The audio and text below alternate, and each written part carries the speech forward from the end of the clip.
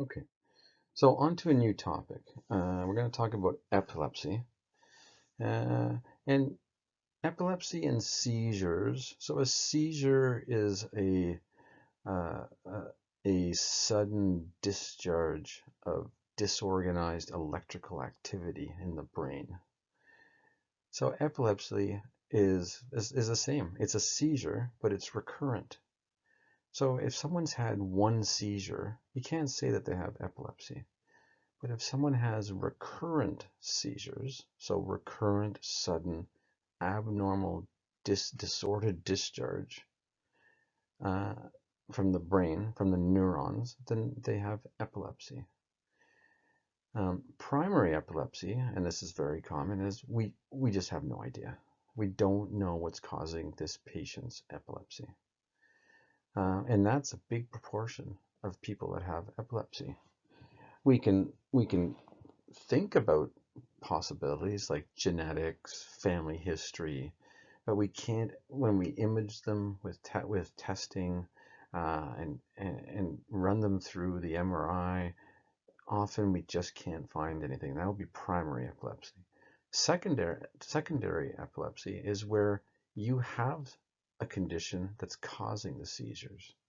So an example would be that you endured a severe head injury when you were younger that resulted in a scar um, around your brain, maybe on one of the linings of your brain or right on the cortex. And now that is a focus for seizures to start, for these abnormal discharges of electricity um, to start because you had a brain injury when you were younger. So let's look at the risk factors. So genetics. So that could be primary epilepsy. You're just predisposed to getting epilepsy because of your DNA makeup. Head injury. Already spoke about that one. Any head injury can predispose you to having seizures later in life. Medical conditions of the brain that or illnesses that you've had. So meningitis. So meningitis is infection of the meninges, which are the layers of the brain surrounding the brain. Encephalitis is inflammation of the brain itself.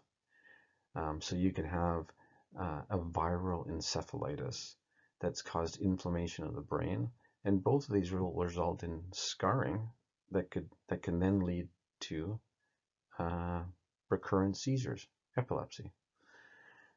Brain tumors. Well, a brain tumor is going to irritate the neurons, and they can suddenly abnormally discharge electricity. Strokes. They form scars in the brain, another area to discharge abnormal neuronal activity. Very late Alzheimer's, because the brain has been so affected by this disease, um, and it's shrunken a lot, and there's damaged tissue. They're prone to develop seizures very late in Alzheimer's. Prenatal injury. So if you had hypoxia at birth when you were born, you had low, the umbilical cord was around the patient's neck, and they were hypoxic, and they developed uh, hypoxic brain damage. Well, they've had brain damage from a very, very early age, and they're at risk for epilepsy. Any abnormal development of the brain in the fetus or in a child. So an example, so Down syndrome, which is trisomy 21, an abnormal amount of chromosomes. Autism, which is also a brain condition. These predispose you to also having epilepsy that are associated with them. So, so think of it as any developmental or congenital or an injury or trauma to the brain at any time can now put you at risk for recurrent seizures. So, seizures are classified depending on whether they're what's called focal or what we used to call partial seizure. And what that means is that it started in a very focused part of the brain, and you were still awake typically, but your right arm was twitching, or your left leg was twitching. So you're awake and you're just having a focal seizure of one part of your body while you're still awake. And what mattered is what happened right at the beginning of the seizure. So a focal seizure, where, for example, you suddenly just start twitching your right arm, that could become a generalized seizure where you're unconscious and your whole body's shaking, but it started off as a focal seizure. Okay? The other classification, so it's split into two. The other classification is a generalized seizure, where right from the beginning, both cerebral hemispheres are discharging abnormal electrical activity, and so you're unconscious immediately, and you're typically you're having a generalized seizure. So the classic generalized seizure that you might think of is a convulsive generalized seizure, where someone falls down, their arms and legs are shaking, and they're completely unconscious. So we're gonna talk a bit more about these two. So if you look at the left, where it says partial seizures or partial, partial just means that, you know what, my right arm was twitching all by itself, but I was still awake. That's a partial simple seizure. And then maybe it lasted 5 minutes and disappeared until the next one. A partial complex seizure is, well, the seizure started as my right arm twitching, but then supposedly, according to my friend that was watching me, I'd lost consciousness and fell to the floor. Okay, well, it started as a partial seizure and it turned into a generalized seizure. So that's called a partial complex seizure. But we classify them according to how they started. Okay, so that's now called a partial complex seizure. A generalized seizure is unconsciousness right from the start. So the first one is an absence seizure. And this is where people lose consciousness for seconds at a time. So they're unconscious, and they have a blank stare. Sometimes their eyelids are twitching, and it lasts for 3-4 seconds. And it's called absence because they're basically just absent for that short period of time, and they're not aware. They're unconscious. So and those are very common in children, absence seizure, and sometimes we don't notice for a long time, or the parents don't notice, and they're not able to concentrate on school. They're not learning anymore. And it's because they're having potentially 50 or 100 of these little short absence generalized seizures. The other generalized seizure is just likely what we most likely think of when we think of a seizure is what's called a convulsive seizure, or another term for it is tonic-clonic seizure, where someone becomes unconscious, they're lying on the floor, their arms and legs are shaking all over the place, they can bite their tongue, they can be incontinent. So that's a generalized convulsive seizure. The other term that is a good idea to know is status epilepticus. So this is a seizure that lasts more than 5 minutes, or you have a seizure followed by another seizure within the 5 minutes. Okay, so you can see that most seizures do not last more than 5 minutes. It would be uncommon for a seizure to last more than 5 minutes, and if it does, we call it status epilepticus, which is much more of an emergency than a 1 or 2 minute seizure. Okay, so let's just talk about this a bit more so it makes sense to everyone. Generalized seizure. What do you have? Well, right from the beginning, you have loss of consciousness. You have abnormal electrical activity that's involving both cerebral hemispheres. And that's what makes you unconscious, because the whole brain has abnormal electrical activity. You can have, with the unconsciousness, you can have tonic-clonic muscle shaking. Not always, though. You don't always have to be shaking your arms and legs to be called a generalized seizure. You can just have loss of consciousness, but nothing. You're not having the jerky movements. So symptoms, when you do see the legs and arms moving, the symptoms are jerking of the arms and legs. Often they're incontinent of urine, sometimes stool, more often urine. And they have alternating stiff followed by relaxed muscles, back and forth, back and forth. And very often with a generalized tonic-clonic seizure, they can bite their tongue as well.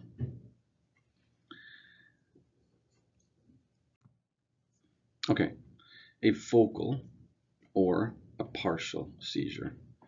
So, in healthcare, we love changing the names of things. It used to be called a focal seizure, and then now we call it a partial seizure. We'll probably flop back and forth. So they both mean the same thing. So it's abnormal electrical activity in only one part of the brain. So the person remains awake. They're totally aware of what's happening. For example, that their right foot is twitching back and forth uncontrollably. But a partial or a focal seizure can carry on and become a complex partial seizure, sorry, where they become unaware. So it started as a very focal symptom like foot twitching, and then as the electrical activity kind of spread further around the cortex of the brain, it became a complex partial seizure, where now they have they've lost awareness, and they still have the twitching. They often have abnormal eye and head movements. They have lip smacking, where it looks like they're tasting food. Sometimes they pick at their clothes while they're unconscious, or they have automated just chewing. They're not chewing on anything, but they just look like they're chewing. So that would be a complex partial seizure. So it's more than a simple partial seizure. Okay, they've lost awareness as well. Okay, so you can start off with a simple partial seizure, and it's all in the details of what you hear from a friend, and then it can become a complex partial seizure. It's all in the history. That's typically how we find out. So epilepsy categories. So we're still in the same two categories, generalized versus a focal seizure. Generalized, always unconscious right from the beginning. So let's just mention a couple of them. There's many types of seizures. We're just going to mention the common ones and review them briefly. So an absence seizure, it's also called a petit mal seizure. Petite for small in French. And typically these children are just staring blankly for they just stare blankly for a couple of seconds. It's like they just zone out, sometimes with mini twitches of their eyelids. And they can have many of these a day, hundreds. So you can imagine losing consciousness every couple of seconds, and that doesn't include sleeping in class. Just losing consciousness. So you can imagine how it impacts your day, where you're not able to even learn anymore because you're not there every couple of minutes. You've lost consciousness. And they don't shake. They're just, sometimes they have this little eye twitching. A tonic-clonic seizure is the classic seizure that we all think of, where it's the shaking, jerky, rhythmic movements of the arms and muscles. Another type of generalized seizure is what's called an atonic seizure, meaning there's no moving. You're atonic. You're just basically so tonic means tone. So atonic means lack of tone. You're just floppy. So, and that's a type of seizure where someone falls down or drops. They're called drop seizures, by the way.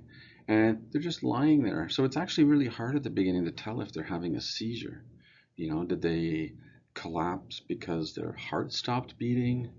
Did they collapse because they had a massive stroke? So the first one is, sometimes it can be a bit of a mystery until we figure it out. So that would be an atonic seizure. So remember, you don't always have to be moving and shaking to be in the generalized seizure. A focal seizure, okay? First one is myoclonic. So the patient is completely aware, and they also notice that their right arm is just flying all over the place with jerky muscle movements, up and down, uncontrollably.